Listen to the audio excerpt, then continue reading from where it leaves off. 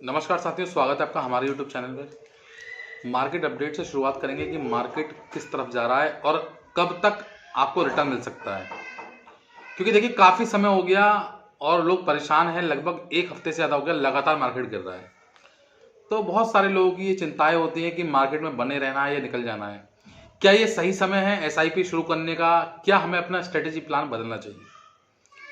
मैं आपको कुछ डाटा बताऊंगा, कुछ एनालाइज बताऊंगा अपना पर्सनल, और आप उसके हिसाब से अपने आप को मॉडिफाई करना है या उसके अनुरूप अपने आप के बिजनेस को चेंज करना। मतलब आपको समझना होगा कि अब हमें क्या करना है।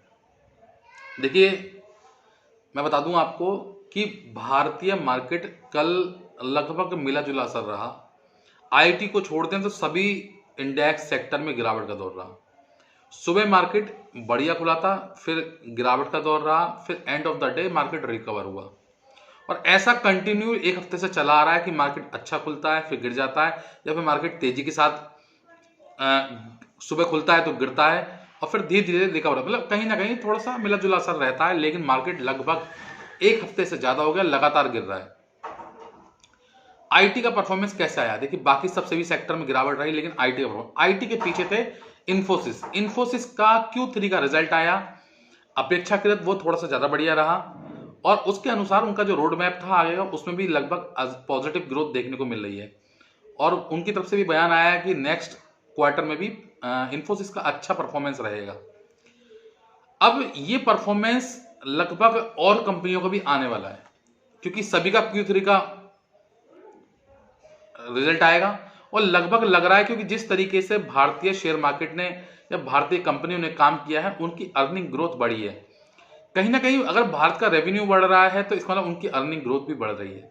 वो टैक्स, भाई आदमी टैक्स कब देता है? जब उसकी इनकम बढ़ रही हो। अगर इनकम घटेगी तो टैक्स तो घटेगा, डेफिनेटली ये है नहीं। तो इसलिए उनका बढ़ रहा है और अब आने वाले समय में सभी कंपनियों का Q3 का रिजल्ट आना शुरू हो जाएगा लगभग लाइन से। तो मुझे लगता है कि कहीं ना कहीं अच्छा आएगा और भारत की मार्केट के लिए बढ़िया रहने वाला है। देखिए, मैं बता दूं आपको, अमेरिका के साथ जो ये टैरिफ को लेकर इशू चल रहा है, इसकी वजह से बहुत सारा मार्केट हमारा रुका हुआ है। मतलब भारतीय मार्केट बहुत समय से इंतजार कर रहा है कि किसी भी तरीके से वो टैरिफ डील हो जाए। देखिए, बता दूं आपको, बहुत समय से मैं भी अब कह के थक गया हूं आपसे बता कर, मतलब कि आज टैरिफ डील हो जाएगी, कल हो जाएगी, परसों इस पर फैसला आ जाएगा, तरसों इस पर फैसला आ जाएगा। आप भी सोचते होंगे कि रोज नया ये अपडेट्स दे देते हैं कि हाँ ऐसा हो जाए, लेकिन हो कुछ नहीं रहा। एक्चुअली क्या है, जैसे जैसे हम लोगों को अपडेट्स मिलता है, जैसे हमें सूचना मिलती है, वैसे ही हम आपको प्रदान करते हैं। ठीक है, अब जैसे वित्त मंत्री का बयान आया है, जो फाइनेंस मिनिस्टर है पीयूष गोयल, सॉरी पीयूष गोयल कह रहा हूँ, वाणिज्य मंत्री, फाइनेंस मिनिस्टर निर्मला सीतारमन है, जो हमारे वाणिज्य मंत्री हैं पीयूष गोयल, उनका बयान आया कि लगभग बिल्कुल फाइनल हो चुकी है अमेरिका के साथ ट्रेड डील। अब सुन, हम काफी समय से रहे, जब तक हो नहीं जाए तब तक हम भी नहीं मानते, लेकिन उनका बयान आया तो मैंने सोचा आपको बता दूं, इससे अवगत करा दूं आपको। इसके साथ साथ बता दूं आपको कि भारत की EU के साथ, यूरोपियन यूनियन जो है उसके साथ लगभग बिल्कुल आखिरी चरण पे है और यहां से फाइनल हो जाएगी, गारंटी है। अमेरिका की छोड़ दो, आप EU से हो जाएगी और बहुत सारे देशों से भारत FTA की तरफ वार्ता बढ़ रही है, मतलब फ्री ट्रेड की तरफ। और देखिए, मैंने बताया भी था आपको कि जब तक हम बाकी विकल्पों की तलाश नहीं करेंगे, बाकी देशों से अपना व्यापार नहीं बढ़ाएंगे, तब तक हमें दिक्कत होगी। आने वाले समय में जब जब हम अमेरिका का अल्टरनेटिव ढूंढ लेंगे, मतलब जितना भी व्यापार हम अमेरिका से करते हैं उसकी रिकवरी हम बाकी देशों से कर लेंगे, तब हमें ये टैरिफ की कोई इशू नहीं होगा। देखिए, मानता हूं कि डॉलर सबसे महंगा है और भाई अमेरिका से व्यापार करने डॉलर मिलता है हमें, इसीलिए मोस्ट ऑफ द जो बिजनेसमैन है वो सब अमेरिका की राह करते हैं। लेकिन बताऊं आपको, जब कहीं से हमें बार बार दिक्कत हो रही है तो हमें क्या होगा, अपना रास्ता बदलना पड़ेगा। ये स्वाभाविक है, अगर आप नहीं करेंगे तो आपको दिक्कत होगी। तो मुझे लगता है कि अब भारतीय कंपनियों ने भी और भारत सरकार ने भी ये सब चीजें समझ ली हैं कि अमेरिका के साथ ये प्रॉब्लम कंटिन्यू रहेगी। क्यों रहेगी मैं बताऊंगा उसके बारे में भी आपको, ये बार बार ये चीजें क्यों हो रही हैं। देखिए, बहुत सारी चीजें हैं जिनके इन्वॉल्वमेंट की वजह से ये सब चीजें होती हैं। भारतीय सरकार और RBI ने अपने मार्केट के लिए, कंपनियों के लिए, शेयर मार्केट के लिए बहुत सारे स्टेप ऐसे उठा लिए हैं कि अगर ग्लोबली मार्केट में किसी भी तरह की अनसर्टेनिटी ना हो, मतलब किसी भी तरह की जियोपॉलिटिकल चेंजेस, जियो युद्ध, कभी किसी से झगड़ा, कभी कहीं टैरिफ, कहीं कहीं सेंक्शन, इस तरीके की जो पाबंदी बार बार लग रही, इससे मार्केट कहीं ना कहीं मतलब एक तरह से भयभीत हो जाता है मार्केट, और उससे हमारा जो परफॉर्मेंस है वो कहीं ना कहीं इन्फ्लुएंस होता है, जिसकी वजह से हमारा परफॉर्मेंस खराब हो जाता है। लेकिन सच्चाई यह है कि अगर ये सब चीजें ना होती तो आज भारतीय मार्केट एक बहुत शानदार रिटर्न और बहुत इजी वे में दे रहा होता। जो कोविड के बाद जिस तरीके से भर भर का रिटर्न आया था, उस समय भारतीय मार्केट में वैसा माहौल चल रहा होता। लेकिन क्योंकि अमेरिका है, जब तक किसी को परेशान ना करे इसको मजा नहीं आता, तो ये सब चीजें दिक्कतें अमेरिका की वजह से हो रही हैं। लेकिन अमेरिका ऐसा क्यों कर रहा है? देखिए, बहुत सारी चीजें बता दूं मैं आपको। क्योंकि भारत कहीं ना कहीं इनडायरेक्ट वे में अमेरिका को परेशान कर रहा है। अब आप सोचेंगे भारत कैसे परेशान कर रहा है? देखिए, एक संगठन बना ब्रिक्स करके, Brazil, Russia, India, China, south Africa, यही ब्रिक्स है ना। इस ब्रिक्स ने क्या काम करा? इन्होंने आपस में सब देश मिले, आपस में संगठन बना और इन्होंने बात करी कि हम जो भी व्यापार करेंगे वो घरेलू करेंसी में करेंगे। मैंने घरेलू करेंसी मतलब यह है कि भारत रुपए में व्यापार कर रहा है रशिया से, मतलब भारत रशिया से ऑयल ले रहा है, रुपए में ले रहा है, ठीक है। चाइना व्यापार कर रहा है रुपए अपनी करेंसी में कर रहा है, मतलब जो भी उसकी करेंसी है। रशिया अपनी करेंसी में कर रहा है, मतलब ये आपस में एक दूसरे से अपनी करेंसी में व्यापार करेंगे। उससे क्या होगा? उससे कहीं ना कहीं डॉलर को बाईपास करने की कोशिश की गई इनके द्वारा। और इनके द्वारा एक फैसला और लिया गया बड़ा कि हम ब्रिक्स के द्वारा कोई एक नई करेंसी लॉन्च करेंगे, है ना। तो कहीं ना कहीं, क्योंकि देखिए आप एक चीज समझ लीजिए, एक देश को बिना कुछ करे ही अपनी करेंसी को सपोर्ट मिल रहा है, उसके व्यापार बढ़ रहा है। और अगर आप उसके व्यापार के भविष्य में कहीं ना कहीं अड़ंगा लगाएंगे तो स्वाभाविक है कि वो बौखलाएगा। उसको इस चीज से मतलब नहीं है कि ये लोग सही कर रहे हैं। भाई कायदे में तो भाई एक चीज आई मुझे, अगर मैं व्यापार कर रहा हूं और मेरी वजह से आपको बेवजह फ्री में सपोर्ट मिल रहा है, फ्री में आपको सुरक्षा मिल रही है, आपका डॉलर बढ़ रहा है, तो मुझे क्या मिल रहा है इससे? मुझे तो कुछ नहीं मिल रहा है इससे। आपकी करेंसी मजबूत हो रही है, तो मैं क्यों चाहूंगा इससे? और फिर आप कोई छूट नहीं दे रहे किसी प्रकार की किसी को, तो मैं तो बिल्कुल नहीं चाहूंगा इसको कि डॉलर आपका मजबूत हो। यही सब देशों की स्ट्रेटेजी इन ब्रिक्स देशों ने बनाई और इसकी वजह से कहीं ना कहीं अमेरिका बौखला गया। और मैं बता दूं आपको, अमेरिका की बौखलाहट, जो हम लोग आप लोग बात करते हैं ना कि रशिया यूक्रेन का युद्ध रुकवाना चाह रहा है अमेरिका, बिल्कुल नहीं रुकवाना चाह रहा। देखिए, युद्ध कभी भी अमेरिका किसी भी देश का युद्ध नहीं चाहता रुकवाना। क्यों? सबसे बड़ा डिफेंस सप्लायर कौन है? अमेरिका। सबसे ज्यादा अर्निंग डिफेंस किसको होती है? अमेरिका। अमेरिका इसके अलावा क्या एक्सपोर्ट करता है बताइए मुझे आप? कभी सुना है आपने कुछ एक्स्ट्रा एक्सपोर्ट इसके अलावा? आतंकवाद को बढ़ावा कौन देता है? अमेरिका। पाकिस्तान में भारत के खिलाफ षड्यंत्र कौन रचवाता है? अमेरिका। उसको डिफेंस इक्विपमेंट कौन दे रहा है? अमेरिका। उसको फाइनेंशियल सपोर्ट कौन कर रहा है? अमेरिका। क्यों कर रहा है? क्योंकि जब तक पूरे विश्व में इस तरीके के जियोपॉलिटिकल चेंजेस रहेंगे, सरगर्मी बनी रहेगी, दूसरे देश आपस में एक दूसरे लड़ते रहेंगे, अमेरिका का व्यापार निरंतर चलता रहेगा। इसीलिए वो कभी भी नहीं चाहता कि ये सब चीजें हों। अब मैं बताऊं इन्होंने करा क्या।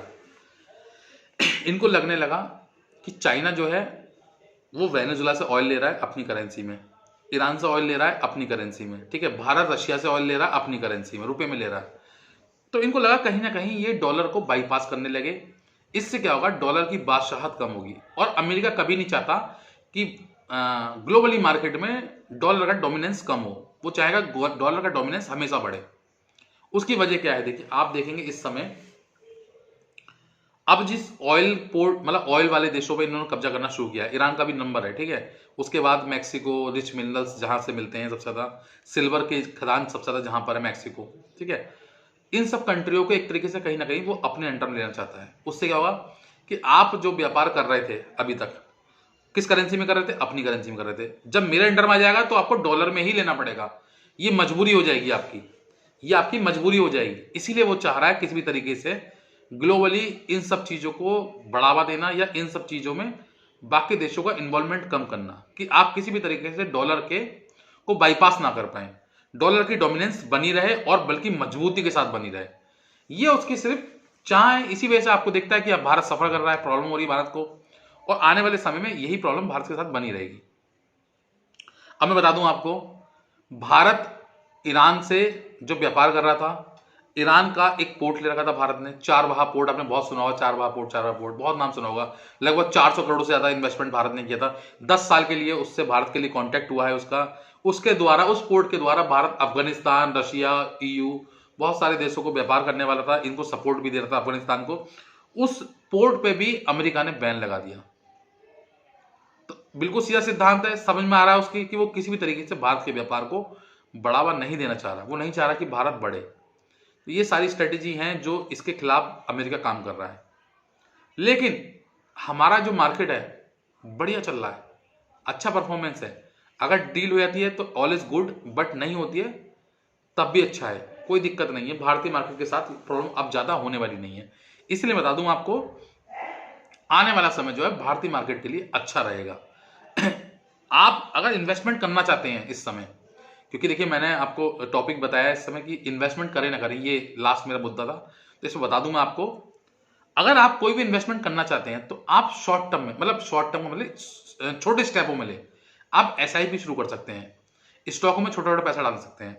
लेकिन अगर आप लमसम करना चाहते हैं, किसी स्टॉक में ज्यादा पैसा लगाना चाहते हैं, तो अभी वो समय नहीं है, थोड़ा सा उसके लिए रुक जाइए, थोड़ी सी स्ट्रेटेजी चेंज कीजिए। आप एसआईपी कर सकते हैं, म्यूचुअल फंड में एसआईपी करते हैं, लेकिन लमसम ना करें इस समय। इस समय मार्केट में लमसम का दौर नहीं है। उसकी वजह क्या है, कहीं से भी कुछ भी प्रॉब्लम घटित हो सकती है। किस तरीके से हो सकती है, अभी अमेरिका ईरान से लड़ने की पूरी कोशिश में है, अभी तक ईरान पर अमेरिका ने हमला नहीं किया। क्यों नहीं किया, वो उसके एडवांटेज और डिसएडवांटेज दोनों चेक कर रहा है। कैसे चेक कर रहा है, उसको लग रहा है कहीं ऐसा ना हो मैं ईरान पे हमला कर दूं और ईरान रिटेलिएट करे, या ईरान के सपोर्ट में कोई और देश रिटेलिएट करवाए, चाइना और रशिया। इसीलिए अमेरिका अभी तक रुका हुआ है। तो आने वाला समय ये सब चीजें बताएगा कि कहीं और ज्यादा सरगर्मी तेज ना हो जाए और ज्यादा युद्ध ना बढ़ जाए भयंकर। और अगर देखिए नेचुरल सी बात है, अगर युद्ध होते हैं, ये सब चीजें दिक्कत होती हैं, तो मार्केट को तो प्रॉब्लम होगी गारंटी, मार्केट टूटेगा।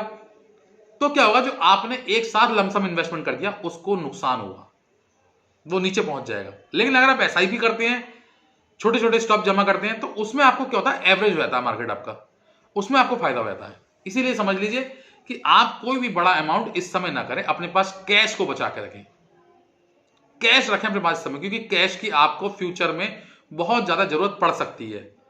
और जिसके पास कैश होगा वो डेफिनेटली अपने आप को बहुत जल्दी से मार्जिन करके रिकवर कर लेगा और प्रॉफिट को बहुत तेजी के साथ मल्टीप्लाई कर लेगा। तो ये समझना होगा आपको कि बहुत सारा अमाउंट एक साथ नहीं लगाना है, छोटा छोटा अमाउंट लगाना है, ये आपके लिए बढ़िया रहेगा। तो फिलहाल के लिए इतना ही। अगर वीडियो पसंद आई हो मेरी और वीडियो अच्छी लगी हो तो वीडियो को लाइक करना, शेयर करना और चैनल को सब्सक्राइब करना ना भूलना। Thank you.